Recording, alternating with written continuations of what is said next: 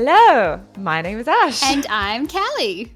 And welcome back to Paved with Gold, the eating disorder recovery podcast. I would like to acknowledge the traditional landowners on which Callie and I are recording and extend the same respect to the traditional custodians of the lands from which you are all listening. Hi, we're back. That was like the happiest, hi, I'm Ash and I'm like, oh, wow, we haven't done this in a while. Holy shit. Yeah, we're back after a little break. Hi, hello. Hi, remember us? Thank you for your patience. Yes, I had to take some time away to deal with a personal matter. I'm going to be honest with you, I probably won't go into details here, but put it this way, life has been very unfair to me lately. But it's fine. I appreciate the time that I had to get myself together. And look, it's not fine, but it's fine. But it's fine, but we don't need to go into it. Yes, but big thanks to Callie because she's been a lovely support to me as always. But I love you, you know. But on to better things. No, I love you. On to better things. You, yes. Madam. Hi. Hello. You have some news for all the news. Would you like to tell me, even though I know, and tell everyone what's been going on with you? Just like a few things, like just a small few things. Well, I guess first of all, I got engaged. Woo! Whoop, whoop. Finally. We stand. Sorry for your ears just then. That wasn't too loud. It was fine. Just, a long time coming, but it's happened. Yay! Yay! And my ring, nobody can see my ring, but I'm just like flashing it around. Like, I'll put this on social media. Have you seen my ring? It's so cute. I love it. That's so pretty. We stand Drew. It's just like, and you probably did it when you got engaged, but it's just like, you like I need to pay for something. Like, it's like, oh yes. Would you like to know the time? The time. I don't have a watch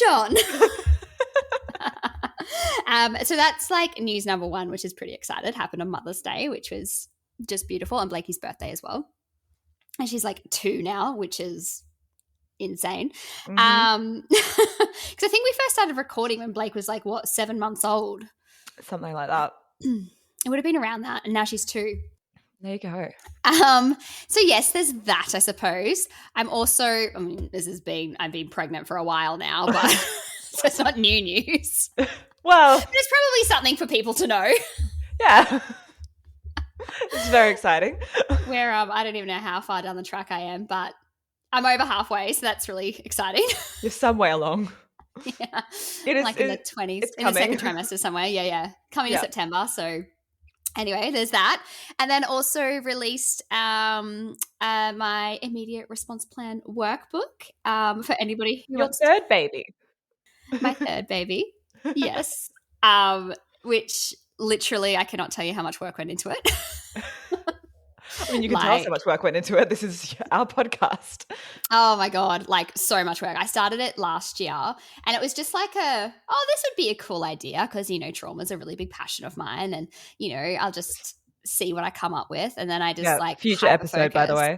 Yes, very future. Well, not very future. Close future episode. Yes, more so. Immediate future episode. The next episode we're possibly recording. Yes. And so I was just like, I feel like I'm qualified enough to make like a workbook that could be useful for people, right? Like I can do this. Mm-hmm. And I just started hyper focusing on it, thanks ADHD. And because I'm pregnant, I'm not medicated. So the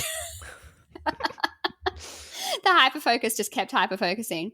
And then I came up with this workbook, which I am really proud of and think it's incredible. Yay. I need a little applause button, some sound effects. All right, I'm going to put some sound effects in the post edit. Here we go.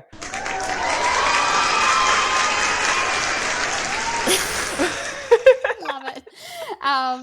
So that I released that last week, and I've had some incredible people buy it already. And so if you would like to go buy it, please head to my website and buy it. Link in the description below. Yeah, because I think, I'm really proud of it. A lot of work went into it, and I think it's a really useful, practical resource. It's kind of not just a book that you just la-di-da read and woo, that sort of thing. It's an actual practical resource that you can actually use. So yeah. Amazing. I'm so proud of you. That's all my news, I think. And I'm Is that so happy everything? for you. Thank you. I need to like chill out. I need to just like have a nap now. I mean, if It's anyone too much deserves it, news. Too you. much. But yeah.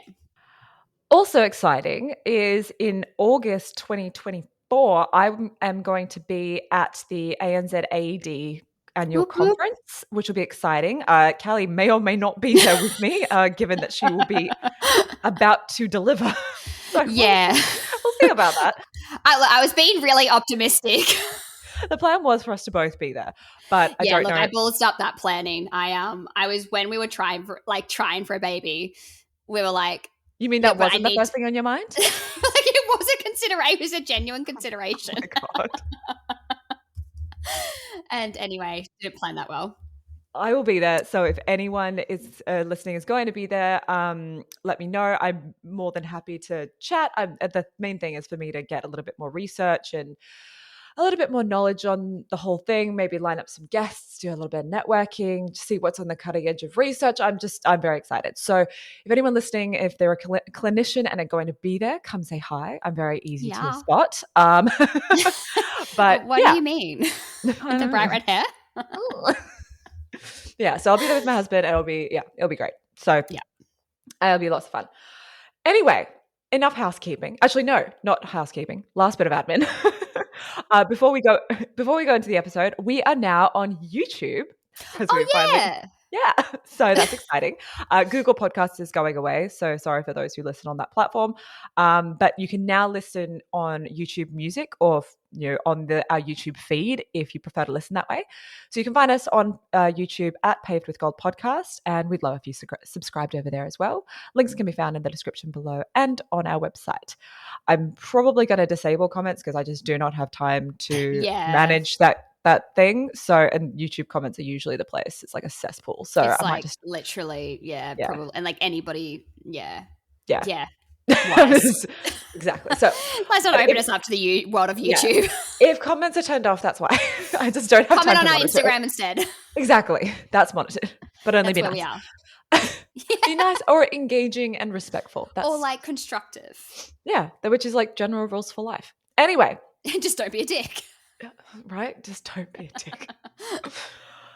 Okay, so today we want to talk about something that has actually been quite requested from a few of our listeners. And it's something that I think many people, if not almost everybody who has been through eating disorder recovery can relate to, which is quasi recovery. Recovery. I'm sorry. Love it. No, I endorse this. I just want more musical jingles. It just flowed, I just felt like a good moment. Anyway, continue. Sorry. I'm here for it. So there's no I'm clinical. Anyway, sorry. Oh, that's really sweet. Sorry, it took me a second. Anyway. Oh dear. There is no clinical definition for quasi recovery. There are other names for it, like pseudo recovery, partial recovery, semi recovery, or just the process of recovery, I think can also be included. Yeah, but whatever you want to call it, it looks very different for everybody, much like recovery or being recovered itself. So, Callie, what is your definition of quasi recovery?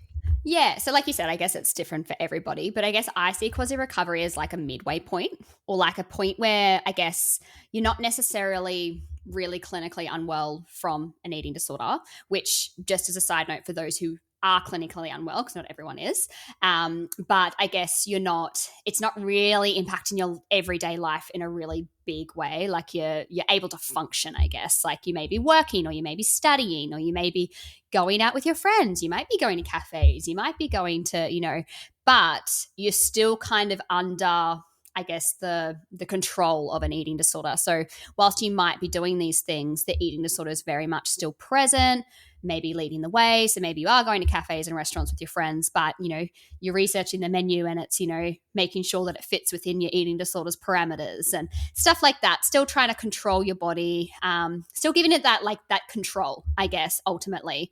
But you're able to kind of function.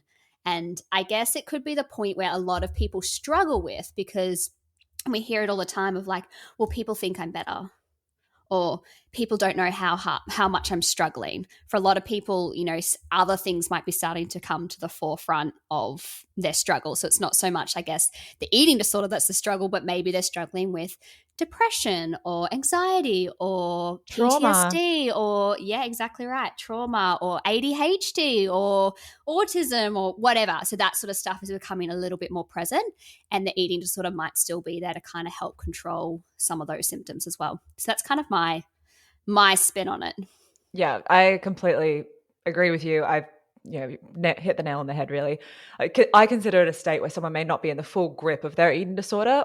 Maybe they're plateaued or you're physically well, especially like, if for those where it's appropriate, your weight restored, but your brain is just kind of a little bit left behind and you're not quite at your full potential. So quasi recovery could look like any of the following, any or all, if that's your circumstance. You've reached a stable, healthy weight for you, but your mind is still in the grips of your eating disorder. You're actively having to fight your ED thoughts or behaviors on a daily-ish basis. You're still steering clear of some foods. You're hiding your body in baggy clothes. You're avoiding mirrors. You're still analyzing nutrition labels, maybe looking at calories, even if you're not counting them, or even if you are like inadvertently still counting calories in your head, even if you're not actively restricting your intake. You might still be choosing certain foods over others for reasons other than personal preference. It's like, oh, well, I had this earlier, so I can't have it later. Or I ate that yesterday, so I can't have that. Or I'm going to eat this because I ate that earlier, kind of those kind of things. And I think we all really know if we're truly dislike something or if it's your eating disorder telling you dislike something. Yeah, I So think a so. lot of that might still be going on. You might still be body checking. You might be spending an excessive amount of your day thinking about food or movement or exercise. You still consciously are feeling a need or acting on a need to compensate for what you've eaten. You have a real resistance to weight gain. A lot of articles say it's like a fear of weight gain, but I think that you can still have that fear no matter what stage of recovery you're in or being recovered, because we just live in a world where that's very much a personal journey. And we also live in a world that is pretty much saying you Yeah. need to be thin at all times. Yeah. I think it's like it could be a forever thing for some people. Like it could be, Exactly. unfortunately. Yeah. Yeah. I mean, like I would say that losing that fear is often the last thing to go if it ever does. So if Yeah. you're thinking like, oh, am I in quasi recovery because I still, wish that I could lose weight? It's like, no, that's just You live the in world 2024. yeah, you live in the world. Oh. Yeah. Yeah. And then the last few things, your quality of life is still being impacted. You maybe don't even want to get better, or the temptation is really there to go back to your eating disorder, or you just feel kind of stuck and you're not making any progress. So if you're experiencing any, some, or all of those things to any extent, you may very well be in the quasi recovery stage. And I'm sure that probably rings true for quite a few people listening. So in short, your eating disorder may not be at the forefront of your thoughts all the time, but it still may be affecting your quality of life. Or you're just actively fighting those ED thoughts or behaviors every single time, and it hasn't quite become instinct, or those new neural pathways haven't quite fully formed yet. Which is an exciting time as well, because it means that, there's still lots of opportunities for you to challenge yourself and things for you to do. But at the same time, it's also really, really fucking hard. But of course, Yeah. as always, it's Frustrating. very frustrating. It's a spectrum. So there's no specific look for quasi recovery, but if any of those points are ringing true for you, then you probably know if you're in this state or not. Yeah. So it's important to recognize quasi recovery. While it may not be an official part of the recovery process, it still absolutely is, despite there not being a definition, like I said, definition for it. But of course, we all know what happens when we try to define things, right? Especially in eating disorders. Yeah, look. What? Individualism? No. We had to get in there at some point. We had to. Sprinkle it in. Catchphrase. Yes, and like depending on your treatment, it may or may not be recognized in that treatment. Some people absolutely do recognize it, and I think it should absolutely be part of that process, and it's often one of the hardest parts. So if you're not recognizing it, that can also feel really lonely at this time. It's like, oh, I feel like I'm in recovery, but I'm not recovered, and there's this like weird spectrum. But yeah, I think for a lot of people as well, like they kind of they will settle for there, because it's kind of like, well, I am able to do all of these things, so what's the point in pushing further? Because like, what's the point in pushing myself into being uncomfortable even further when I am able to function at this point? I am able to, do XYZ. I am able to live kind of like a semi-normal kind of life. Yeah. And I think we hear it so often where some people will just stop there because it's good enough. And Yeah. it's, which is, I'm sure, something we'll talk about as we get on anyway. Yeah, absolutely. I mean, it kind of goes perfectly into the next part, which is like how to distinguish between what quasi recovery and being recovered is, or in this case, I would say recovery maintenance, because I think that's pretty much our I think blanket it's term for being recovered is just recovery maintenance. Yeah. And again, it's hard to kind of distinguish it a lot of the time because there's no one set definition of being recovered, as we discussed in our recovery maintenance episode. But it's also there might be a bit of gray where you're kind of leaving quasi recovery and have kind of moving towards being recovered or recovery maintenance. But I think the key distinction is that it's an intermediate point at the journey to being recovered / entering recovery maintenance. So I think exactly like you said, like the stage could be described as being more manageable in like the most basic terms, like you are managing in society and you're not functioning. Functioning is a much better word. But you're not leading like an ultimately very fulfilling life. Surviving, not thriving, as we often say. Yeah. And your life may have opened up from a narrow existence that you were previously living when you were really in the depths of your eating disorder in terms of foods you're able to eat, socializing, studying, or working, but our lives are not as open or as free as they could or should be, or what you may want them to be. Yeah. Whereas obviously being recovered or in recovery maintenance means that you're more liberated from the mental shackles of your eating disorder and having a strong desire for life beyond an eating disorder. You're moving forward and your eating disorder and the eating disorder and thoughts aren't interfering or impacting the majority of your everyday life. And I think that's the key distinction is that you're not being bogged down every single day when you're in recovery maintenance. You might have a few off days, which I think is also what quasi recovery isn't. Totally normal. Yeah. Yeah. Like having a bad day, having negative thoughts, having a bad body week, or having a bad week in terms of you might have a slip up. Old thought patterns might come in. And, and I think another kind of like distinguishing fact there is like we brought in before, like, it might be a point where you're starting to have some other symptoms come in. So like, trauma or anxiety or depression and those sort of things shifting into being like kind of maybe more of the focus. I think it can also still be a bit of like if you're in that quasi recovery kind of stage where the eating disorder is still present, I think it's still hard to do the proper work that you need to do with trauma and this other stuff when you do have an eating disorder, sort of numbing those things out. And that's not to say that you can't do the work at that stage, but it might be that like as you do that work, you kind of realize like, oh, okay, I actually don't have a use for my eating disorder anymore because I'm starting to learn more about my trauma, my anxiety, my ADHD, my autism, whatever it is. Yeah. And I can actually use these other really effective tools now instead of my eating disorder. So it's kind of like that might ring true for some people, like still using your eating disorder to help with these other symptoms. And that could kind of be a point of quasi recovery, whereas you might then shift into recovery or recovery maintenance where it's more so, oh, okay, I actually don't need it anymore to help with these other things as well. Yeah, 100%.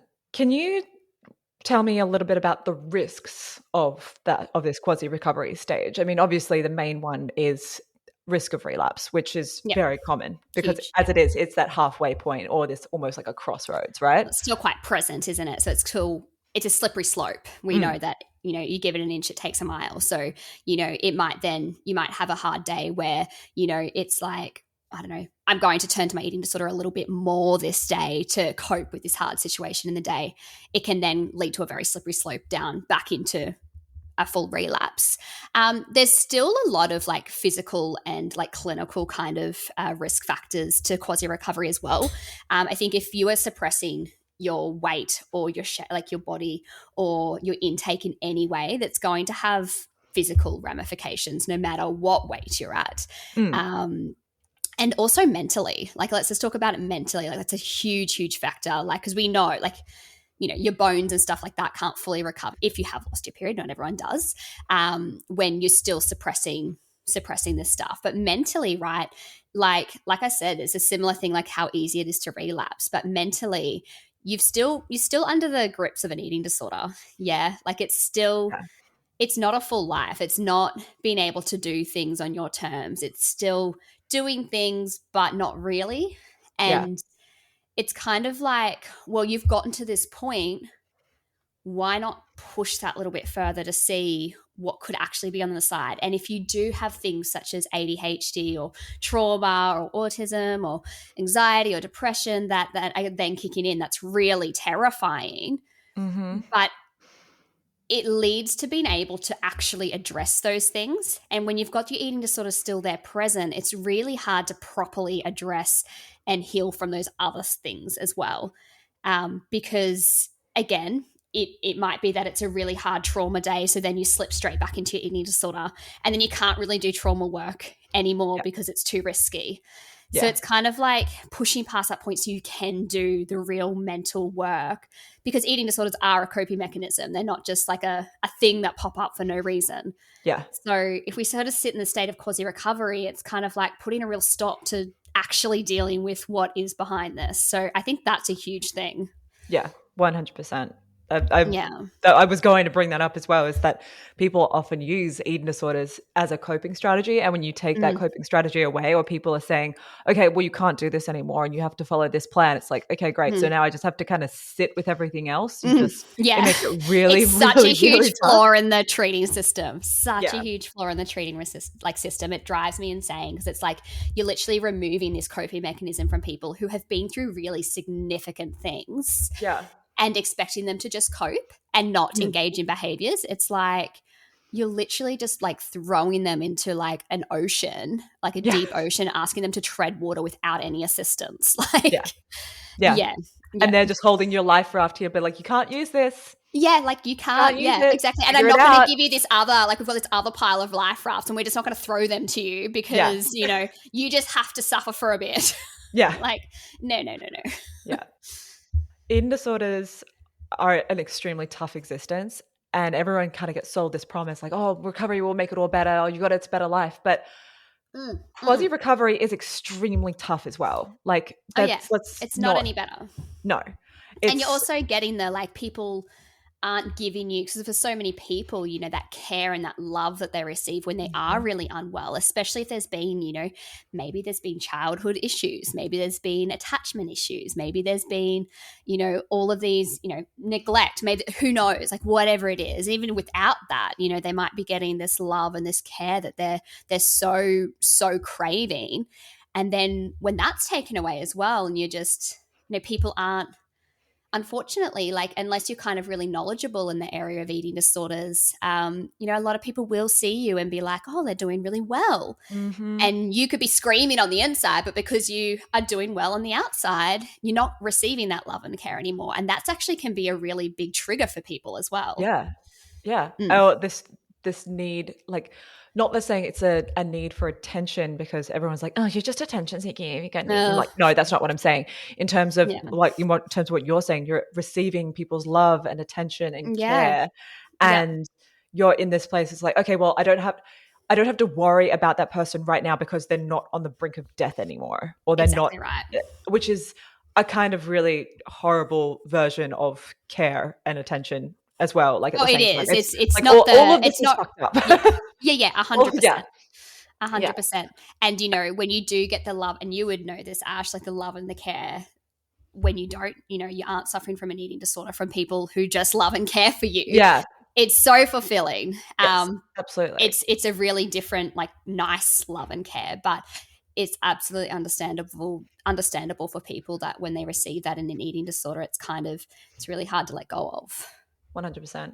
And then on the flip side as well, if you're in a situation where you were in the quasi recovery stage, if you were in a stage where you were once underweight and have been weight restored, or you were in a fat body and you maybe got down to what people would consider a slimmer size, and then you've gone back to a weight that's natural for you and your body, Yeah. people will make shitty unsolicited comments about your Mm-hmm. body, whatever it Mm-hmm. be. It's like, oh, you looked better before, or oh my God, Yeah. you look so well, one or the Yeah. other. It's like, all of a sudden, you shouldn't be in eating disorder treatment. You should be on a diet. yeah. But like It's either like, way, I know with like certain people, if they're saying, "Oh, you look so healthy," you translate that as like, "Oh, I look fat," and it's like, no, that's not what we're like. mm-mm, Those kind of mm-mm, comments they do come from a place of love and care, of being saying, "I'm so glad you're looking better than you were because you didn't look great. You looked sick before." I'm not talking about mm-hmm. those comments. I'm talking about, you don't want to get too fat, or is like, you looked better Oh, before. Those kind of shitty unsolicited comments, oh, which can be so fucking hard to hear in quasi recovery. And it's yeah, just be like, well, great. Now my biggest fears have come true. Is yeah. that like I'll never be able to control my weight, and I'm Mm-hmm, only defined by my weight and what I look mm-hmm, like. Those are mm-hmm. the things that are Yeah. really, really freaking tough. And like also No, people. I was just going to say, which, if that's something like, I was just going to say, like, point people to another episode of ours with Nick, Nick Oh my God, yes. McDermott.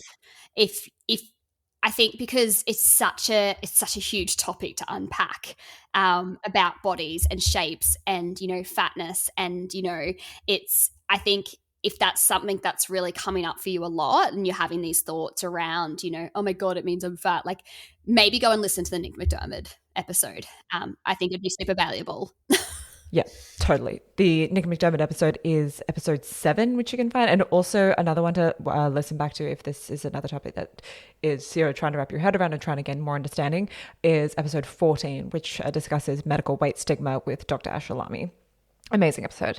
Also, in this stage, people might be fooled into thinking that you're fine and recovered because you've made so much progress, and oh, well, you're eating now, so job done. It's like, no, Susan, that's not how it works. And Susan, like, I always love it when he's like a random old lady's name. it's just like, it's you. I feel like when you're in the quasi recovery stage, you almost feel like you have to prove that you're still unwell, and it's Mm-hmm, because to prove that people take you seriously. And mm-hmm, granted, if you're, especially for people in fat bodies, you have to prove that you have to have an eating disorder the entire way through, which is mm-hmm. just, you don't even get, Horrific. it's just awful. Mm, So like yeah, it's exhausting because you still have to fight it. You're getting all of these people sort of giving really unhelpful comments, on the outside, or people just aren't, you feel like you're struggling, but then everyone has not stopped caring, but stopped worrying. So there's like, yeah. no, I'm still not really well. Can you please Mm, still care about me and still be supporting mm. me and still I'm be still there for needing that me? support. I still Yeah. need, that love and care.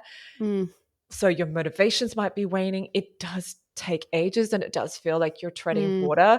It's lonely because you don't have your friend, the eating disorder, but you still might not be thriving with all your friends because they just yeah. don't get it, because they don't have eating Yeah. disorders, and they just think, oh, they're better, they're coming out. It's amazing. It's so great to have our friend back. Yeah. And and it's also confusing because you have no idea what to do. Yeah. Yet it also feels so disheartening because you feel like there is more work to do despite all the Yeah. hard work that you've already done. All of this fucking sucks. It Plus sucks. bringing in, maybe other symptoms, maybe you're waking up from nightmares. Maybe Yes. you're having to deal with, whatever else is coming. Maybe you've got OCD and now those sort of symptoms. And it's just like, oh my God, like it would be so easy to go back to my eating disorder to fix this all. Yeah. The Yeah. reason we're saying all of this is because we know how tough it is. The middle part of recovery is awful. It is awful. It really, really is. No Yeah. one's trying to pretend like it's not. And as we've mentioned, it's a time where you might relapse, or it is the most likely you're at higher risk, which is, when you're in that stage, it's always good to be mindful of that. It also, at this time, it feels like you've kind of been lied to or tricked, like this promise of recovery and a better life beyond your eating disorder. It often feels way worse in this time. It's like, great, so I've given up the thing that actually at least brought me some comfort or relief from the pain I was feeling, and now I don't even have that, and now I'm even more miserable, and I'm way more stressed, and all of that. I feel like no one told me this when I was going through the quasi recovery stage, like when I was just kind of resisting every step of the way and I felt so stuck. All of this is okay. it is off the stage is completely often inevitable. Yeah. You've done so well. You are still doing a great job. Don't be hard on yourself, because this middle part of recovery, honestly, is probably Is the hardest part. so fucking hard. It is actually the hardest part. And I always say this to people, like when at the beginning stages of like contemplating recovery, that, you know, like this isn't the only hard part. Like I think so many people think that the hardest part of recovery is starting to eat again and starting to like actually challenge the, I guess, the immediate eating disorder kind of thought patterns. And that could look like, you know, sitting in front of food again for the first time, whatever that looks like. And I always remind them that like this is hard, but you're going to shift into harder things. Yeah, you're going to do this. And by doing this now, you're going to provide yourself with evidence that you can do hard things. So when it does get harder, which it will, you're going to have really good solid evidence that you can sit with hard. But it does get harder. Yeah. And that's the shitty thing about recovery. I wish it was like, it's cruel. Like it's It cruel. is, yeah. The whole thing is, I always say I would not wish it on my worst enemy, because absolutely not. It's terrific. No, it's cruel. Yeah. So but worth it. But worth it.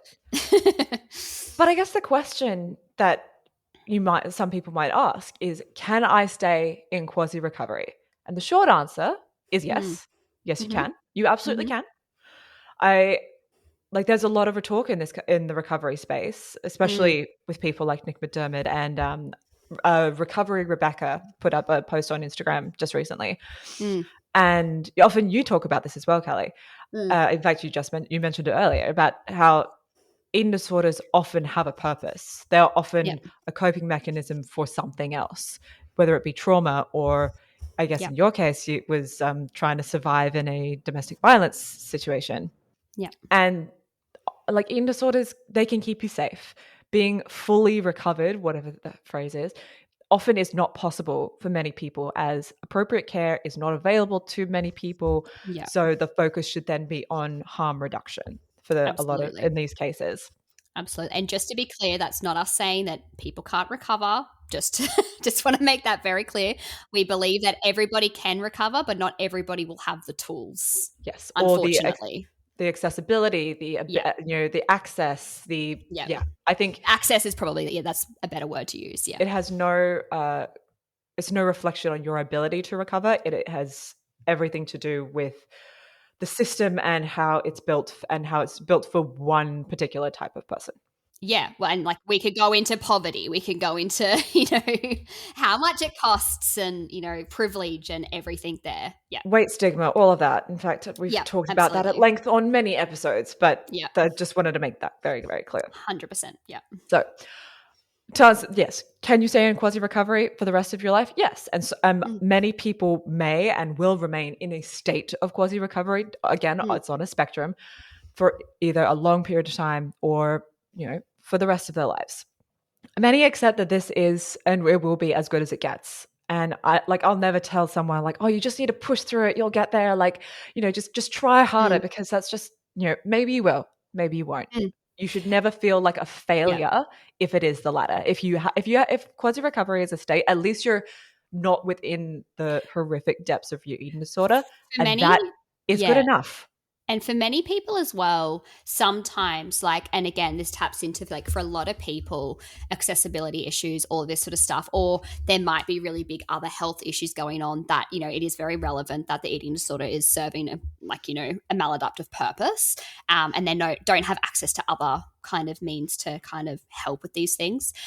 For a lot of people, sometimes reaching the point of quasi recovery can actually also lead to a better quality of life, which is a really huge point that needs to be considered for a lot of people. And again, this is not us saying that people can't recover. We absolutely believe people can recover.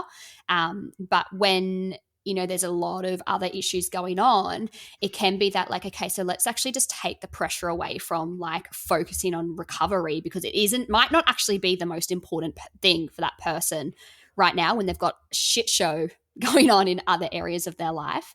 And so taking that focus away from that completely and maybe settling into this better quality of life can also actually, which is fine to stay there, can also actually lead to recovery for a lot of people. Because it takes the pressure off as well. Yeah. And they settle into what works for them. Yeah. if you Yeah. remove that expectation of, oh, it's either that black or white thinking, all or nothing. Oh, Yeah. I'm either in my eating disorder or recovered. That's Which it's like, so often it is. Like, I yeah. had a clinician last week say to one of my clients, like, so what's your focus then? Is your focus like, what are you just like kind of settling into a life of, you've kind of just resigned to the fact you're just going to suffer from an eating disorder for the rest of your life and figure out how to live with that? Or are you focusing recovery? And I was like, why do we have to choose either or? Like, it doesn't have to be either or. So what if you have resigned yourself to the fact I might live with some parts of my eating disorder for the rest of my life, but I'm going to focus on how to manage and minimize the harm of some of those things. Like that is recovery maintenance for many people. Yeah. And like maybe quasi recovery does morph into something resembling recovery maintenance. Again, Yeah. see episode 15 for more of that. No one is more of an expert in your own body than you and your lived experience. So while Yeah. quasi recovery can often be considered just kind of a stop off on the path to being recovered, whatever that looks like, for Yeah. many, it might be an ongoing stage. And by Yeah. removing the pressure of saying, oh, it's either recovered or nothing, Mm. then it kind of gives you an opportunity to explore a little bit more of Yeah. what path this process takes. And you Yeah. have complete autonomy to decide that path. However, of Yeah. course, as we already talked about, there are other factors that may also determine some parts of that path, whether it be intersectionalities, inaccessibilities, treatment, care, anti-fat bias, all of that kind of stuff. Yeah. Like whatever it is, Yeah. there should be some kind of power you take from this process by looking at and understanding if you feel and believe full recovery is actually beyond your reach. And that's okay. That is totally okay. And it's all about now harm reduction, minimizing the impact your eating disorder can have on your life, and making small, tiny goals to achieve the life that is the most manageable for you. Yeah. Yeah. Yeah. Which for many people then actually does lead to, whatever their definition of recovery is. I know Exactly. that's how it happened for me. Yeah, exactly. So, yeah.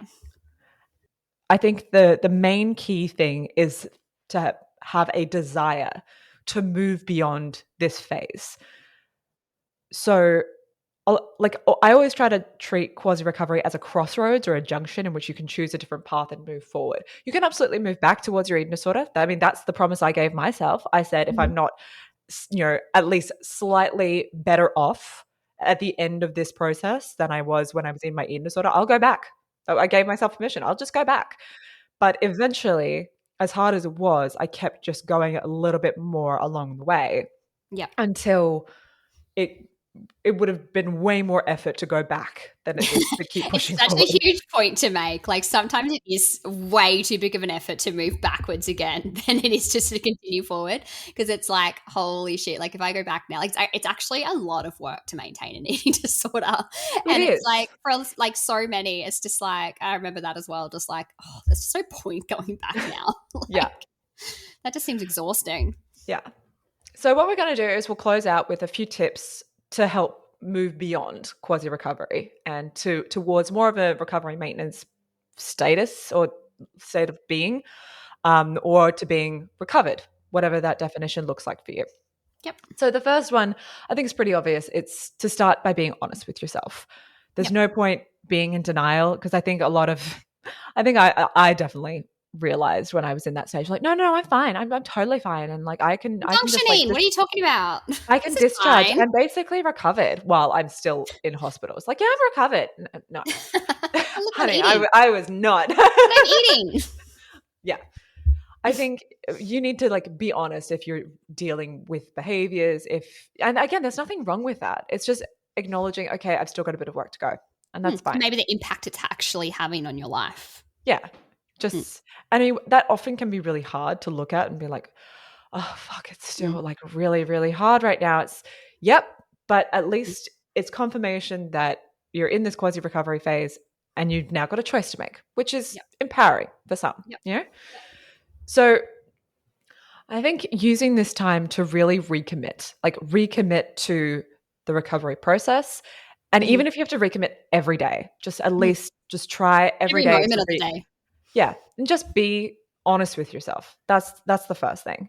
Yep. The second one is goal setting. So define, and this is what we were talking about in terms of if quasi recovery is a state that you want to be in, then that's fine. And if you just want to kind of evolve through quasi recovery until it kind of looks something towards recovery maintenance, define your vision of what you want your life to look like, and then set smart, short, and progressively attainable goals to help you get there. What's that thing of like goals? Like there must be smart goals, small, Yeah. achievable, something, a small, manageable. I was going to say there's an M in there. Yeah, it's like I can't Small, spell clearly. manageable, achievable. What's a smart goal? Hold on, we're Googling it. I probably should have. Yeah. Specific, measurable, achievable, relevant, and time bound. There we go. Those goals. We weren't close at all. What did we No. say? I can't even remember what we said now. But anyway, okay. I think we just said like very like the same thing. Like, oh yeah, they're small and achievable. Oh yeah, smart, small, manageable, achievable. Hey, we're close. Not really close, but kind of. Anyway, continue. So yes, specific, measurable, achievable, relevant, and time bound. Those are a great way to test your goals if they're going to be too lofty, or like you can have long-term goals, that's fine, but you need this sort of the smart goals and the smaller ones to help you get to those long-term goals, because otherwise it's just like, okay, I want to be recovered by this time next year. It's like, great, long-term goal. How are you going to get there? Just be very specific in how you're going to do that. Yeah. And then keep doing them. Get into good habits. Keep setting those goals. If you check one off, all right, what's the next one? What? Repetition. Oh. Yes, Said in a voice. You're very musical today. I'm it's very weird. I'm not sure why, but anyway. I like it. Thank you. So with every decision, think, will doing this align with my goal of no longer having an illness? And make decisions accordingly. That was the big thing. I've gone into this before, which is how my "it's not forever, it's just for now" thing came about. I use that so often.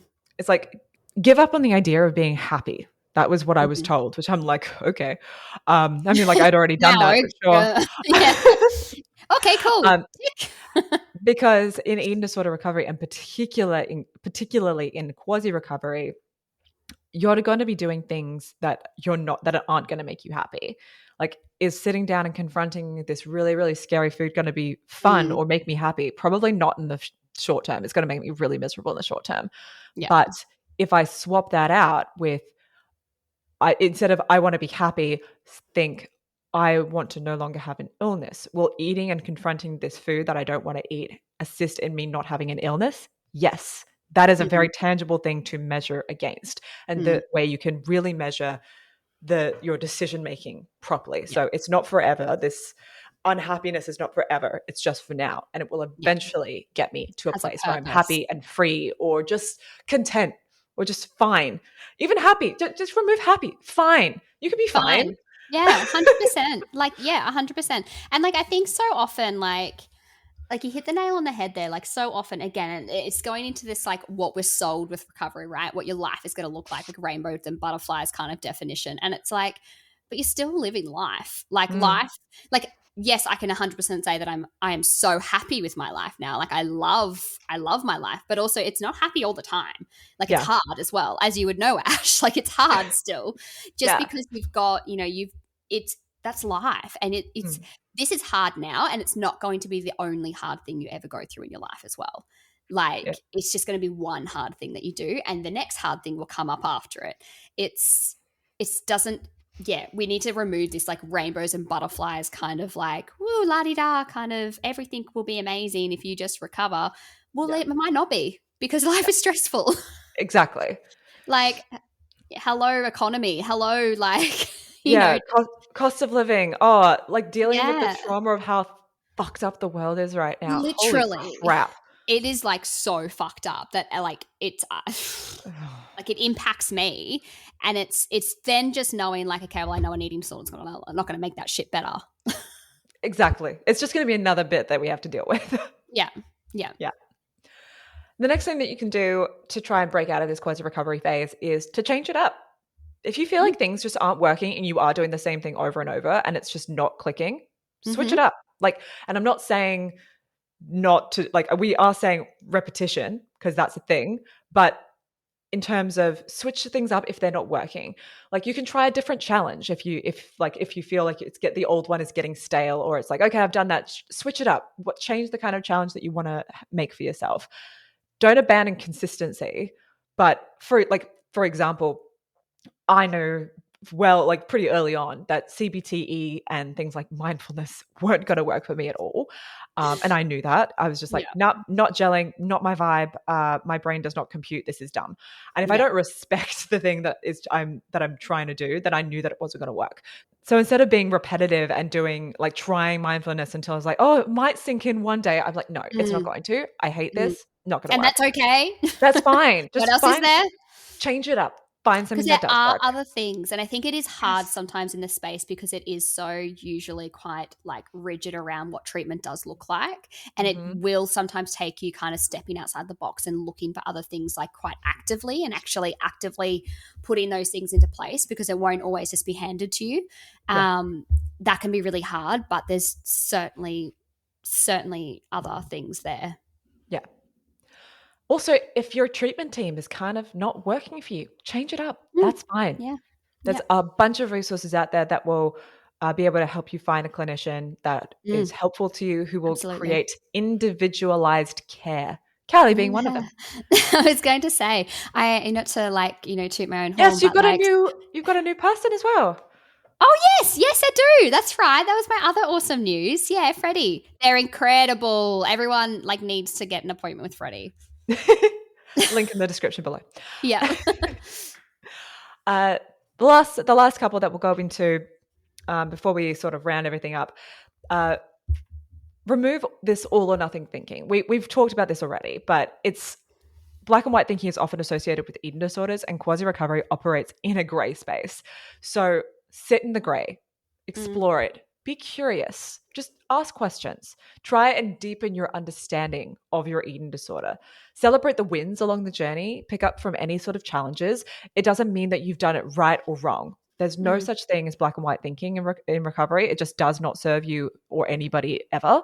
Yeah. So take that pressure off yourself, and also remove this black or white thinking of what being recovered is and what an eating disorder is, because there's Yeah. so much in the middle for you to explore and be curious about.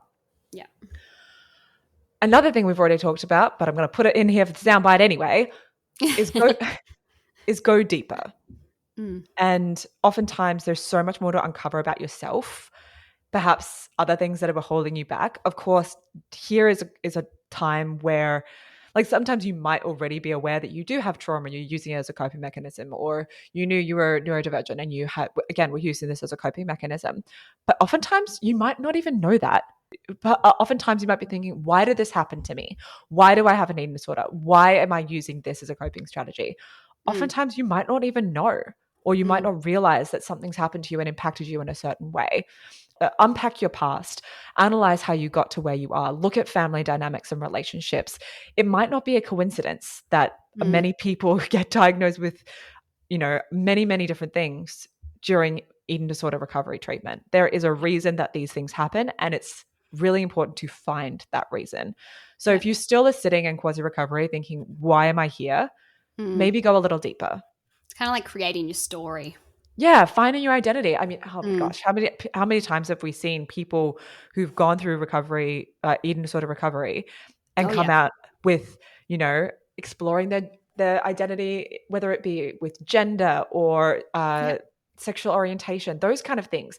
It's Yeah. because people often are lost, or they're confused, or they're suppressing something in themselves, and there's a pain in there, and then you're using your Mm. eating disorder as a symptom. Your eating Yep. disorder is a symptom of something else, or a Yep. conflict that's internal within Yep. you. Like, Yep. look at, it's really time to explore yourself, your values, your beliefs, your past, your present, Yeah. and your future. Like, Yeah. this is why I often say it's an exciting time. Like, you can Yeah, I was look at going to this as say, an which can exciting seem time. daunting, but it's quite exciting, like discovering Yeah. who you are and who you're going to be after it. It's like, oh, yeah, cool. And you kind of really settle into it, and it's really like empowering almost. Yeah. And then the Mm. last one is keep going. And And I know that this answer feels like a cop-out. Keep going. Sorry. No, never apologize. I love it. Like, yeah, you're probably thinking like, but that's what I'm doing. Like, what are you talking about? We know. I know it sounds like a cop-out, and I do feel like maybe I've let you down with this last one of saying like keep going is like the last thing that you can do. Keep going with your point though, Ash, because I feel like you're not going to let people down. I think it's just try new things and keep going afterwards. Follow your meal plan and keep going afterwards. Commit to small everyday challenges and then keep going, no matter whether they worked out or that they didn't. Because eventually all of these efforts can add up in value and power. And despite times when you may slip up or even relapse, all of those do make a difference. They make a change and they make an impact. Absolutely. Even if you don't feel it right away, it all adds up to something. Just like you didn't develop your eating disorder overnight. It's the same thing. It slowly builds up. The same thing applies to recovery. Keep choosing recovery, even if you have to do it every day. Approach recovery with the same discipline, devotion, and stubbornness as you did with your eating disorder. Yeah, because the fight is in you. Because mic drop. Yeah, the fight's in you because you gave your eating disorder so much of it. And then it took it away. Now take it back, and it's time to turn that strength on the thing that is no longer your friend, that is slowly killing you and making your life shitty. Take it back and use that absolute stubbornness as a weapon against the thing that's going to work for you. Yeah. I think of it always because it can be I know how hard it is to kind of like continue choosing, because it's kind of like, but it just hurts every single time. It's literally just putting myself into pain every time. I always think of it like this like invisible line in the middle. If you just kind of like draw an invisible line down the middle, and on one side is, the choices of recovery, and the other side is choices that aligns with the eating disorder.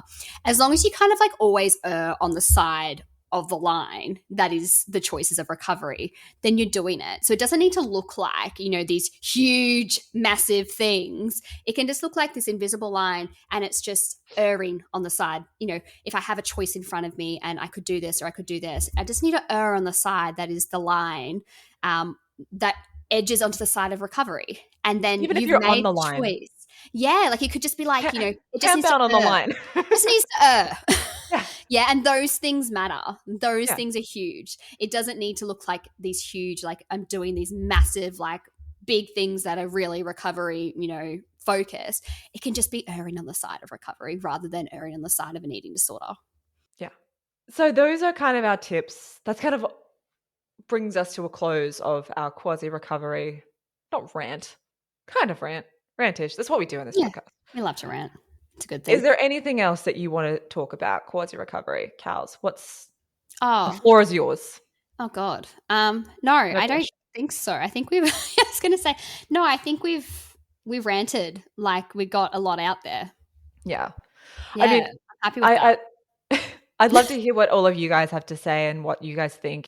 If we've missed anything, let us know. We'll be on Instagram, email us. Like if there's something that, we've didn't cover here, you're saying that's a great point, but also that's not what I'm feeling. That's fine. Like we're just two people here talking about our lived experience. And again, quasi recovery in particular looks so different for everybody. So your experience might be quite different. And I expect it might, because we're two people who have one experience, two experiences. Eating disorders are as diverse as those who live with them. So exactly right. Yeah. Or maybe, we've touched on something, you're like, oh, I want to hear about that further. Please let us know.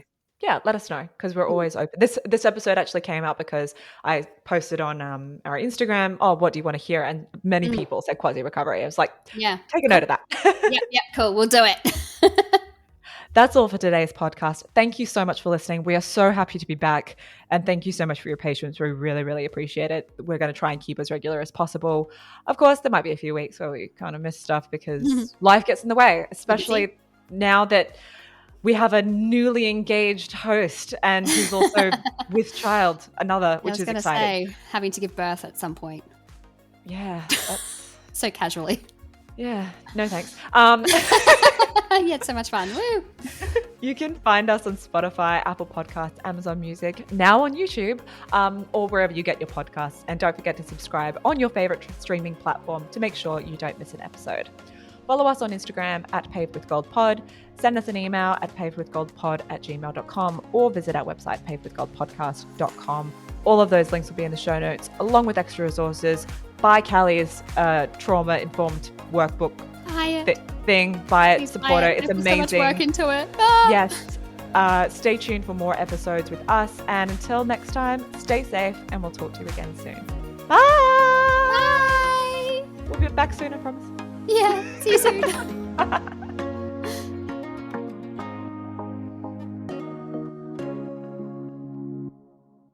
This podcast is general in nature and has not taken your personal circumstances or medical history into account. We are here to share our own experiences and the things that we have found helpful throughout our own personal recovery journeys. Please remember that each person's journey and circumstances are different, and not all of the information contained in this podcast may be relatable to you.